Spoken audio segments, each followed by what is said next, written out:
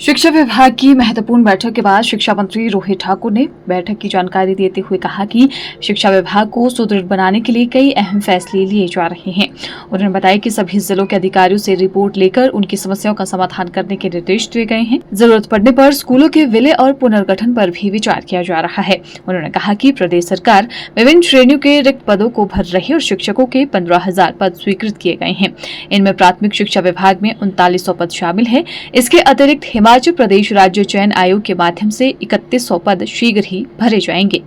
Pre primary शिक्षा को सुदृढ़ करने के लिए 6200 नर्सरी अध्यापकों की नियुक्ति की जा रही है। शिक्षा मंत्री ने कहा कि पिछले 2.5 साल में लगभग 1200 स्कूल बंद किए गए हैं, जिनमें 450 जीरो एनरोलमेंट वाले हैं। शिक्षा मंत्री ने कहा कि इस महीने के अंत तक शिक्षा विभाग में तबादलों पर रोक लगा दी जाएगी और नई ट्रांसफर पॉलिसी पर विचार किया जा रहा है। शिक्षा मंत्री ने कहा कि राज्य सरकार द्वारा किए गए सुधारों के सकारात्मक परिणाम सामने आ रहे हैं और गुणवत्तापूर्ण शिक्षा प्रदान करने की रैंकिंग में भी सुधार हुआ है। हमने विभाग ने एक निर्णय लिया है कि धरातल से एक अच्छा ठीक फीडबैक हमें प्राप्त हो और पिछले कुछ माह से हमारी फर्स्ट वीक, वैसे तो आमतौर पे फर्स्ट वीक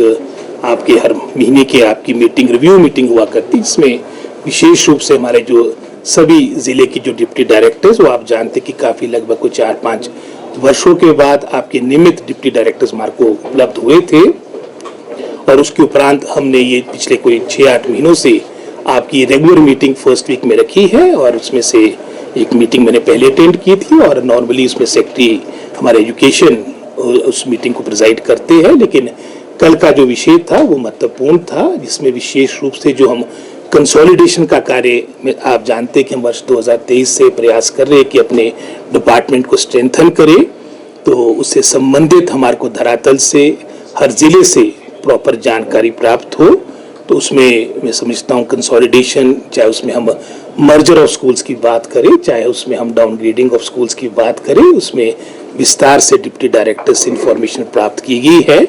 और शीघ्र मैं समझता हूँ जिसमें हमने कुछ उसमें क्वेरीज लगी, कुछ उसमें विशेषकर जहाँ पर कुछ मैं समझता हूँ जैसे उदाहरण के तौर पे कुछ नेचुरल बैरियर्स की बात है, उसमें डिप्टी डायरेक्टर्स को कहा गया है कि वो व्यक्तिगत रूप में उन सब जगहों में जाएंगे जहाँ पर आपके इस तरह के बैरियर्स है और विद इन नेक्स्ट 10 डेज वो आप रिपोर्ट सबमिट करेंगे। 25 मई की हमने डेट रखी है और उसके उपरांत क्योंकि पिछली कैबिनेट में जो पिछले महीने कैबिनेट हुई थी उसमें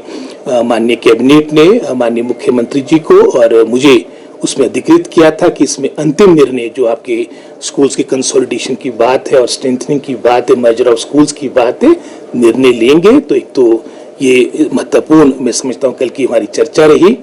साथ ही साथ आप जानते हैं कि युक्तिकरण ये भी एक इम्पोर्टेंट पार्ट है और कहीं ना कहीं ये भी कंसोलिडेशन के साथ जुड़ा है। इसमें पीछे लगभग कोई 450 के आसपास हमने टीजीटीज की आपकी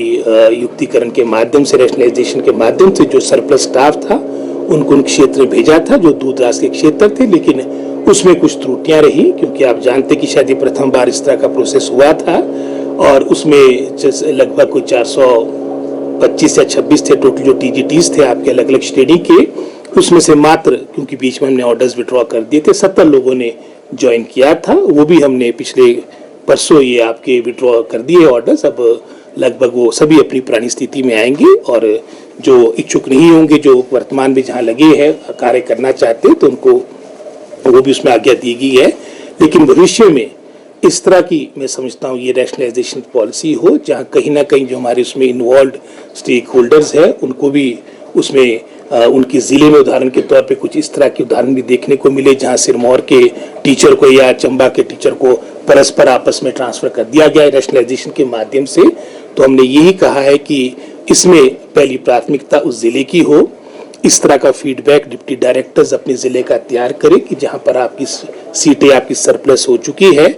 और कहाँ उन सीटों की आवश्यकता, उन पोस्टों की आवश्यकता है, जानकारी उपलब्ध करें। अगर वो विद इन डिस्ट्रिक्ट नहीं है, उदाहरण के तौर पे अगर हम कांगड़ा की बात करेंगे, अगर कांगड़ा में टीचर सरप्लस हो गया तो पहली प्राथमिकता हर आदमी की अपने घर की होती है।